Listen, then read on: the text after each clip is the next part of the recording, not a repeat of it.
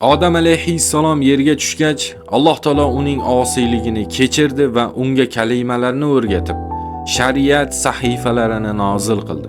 Hazrati Odamni birodarlar Alloh taolo hech qachon yolg'iz tashab qo'ymagan. Jannatdan qanday tushgan bo'lsa, endi yerda yashab turib, yana qanday qilib jannatga borish kerak bo'lsa, xuddi o'sha yo'lni, ya'ni ilmni Alloh odamga o'rgatib turdi. Hazrati Odam va Havvoni yer yuzida hayot kechirar ekan, endi bular xuddi jannatda yashaganidek yerdan ham xohlagan noz-ne'matlarni topa olishmas edilar. Oziq-ovqat topish uchun esa ertalabdan kechgacha ter to'kib mehnat qilishlariga to'g'ri kelar edi. Mana endi birodarlar, inson farzandi uchun yerdagi haqiqiy hayot boshlanadi.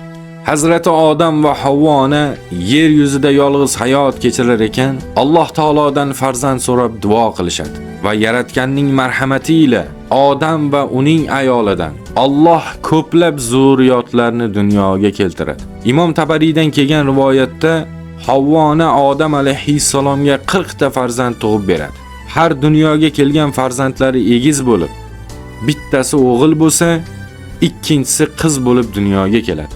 Odam alayhissalom eng birinchi dunyoga kelgan o'g'il farzandiga Qobil, yonidagi egizi qiz farzandga esa Qulayn deya ism qo'yadi. Oradan 2 yil vaqt o'tgach, Qobil va yonida yana egiz bo'lib qiz farzand dunyoga keladi.